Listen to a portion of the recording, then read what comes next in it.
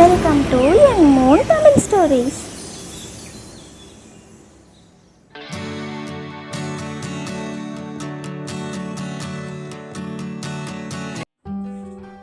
ஆஸ்ட்ரோனட்க்கு ஒரு big mission இருந்தது. அதுக்கு முந்தின நைட் ஆஸ்ட்ரோனட்டோட பர்த்டேவை செலிப்ரேட் பண்ணுறதுக்காக அவங்களோட உறவினர்கள் மற்றும் நண்பர்கள் எல்லாம் வீட்டுக்கு வந்திருந்தாங்க. பர்த்டே பார்ட்டி முடிஞ்ச அடுத்த நாள் காலையில் ஆஸ்ட்ரோனட் விண்வெளிக்கு போக தயாராக இருந்தார்.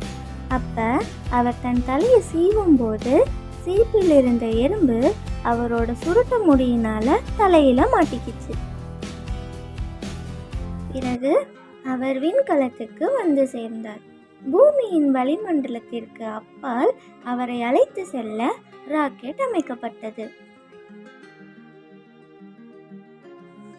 சக்தி வாய்ந்த கர்ஜனையுடன் ராக்கெட் விண்ணில் ஏவப்பட்டது. விண்வெளி வீரர் பூமிக்கு மேலே உயரும்போது எறும்புக்கு இப்போ எங்கே போகிறோம்னே தெரியலை. எறும்பு விண்வெளி வீரரின் ஹெல்மெட் வழியா எட்டி பார்த்தபோது விண்வெளியை பார்த்து வியந்தது. அங்கு இருந்த நட்சத்திரம், சந்திரன் எல்லாம் புதிதாகவும் அற்புதமாகவும் இருந்தது.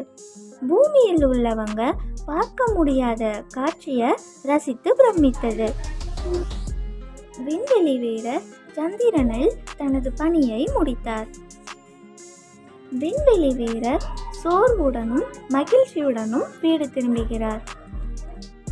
வீட்டிற்கு திரும்பிய விண்வெளி வீரர் இறுதியாக தனது தலைமுடியில் அரிப்பை உணர்ந்தார்.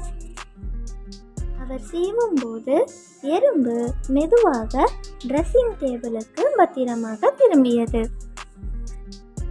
சில நேரங்களில் சிறிய உயிரினங்கள் மிகப்பெரிய சாகசங்களை கொண்டிருக்கலாம். ஓகே குட்டீஸ், உங்களுக்கு இந்த கதை பிடிச்சிருந்தா லைக் பண்ணுங்க, ஷேர் பண்ணுங்க, மறக்காம சப்ஸ்கிரைப் பண்ணிக்கோங்க.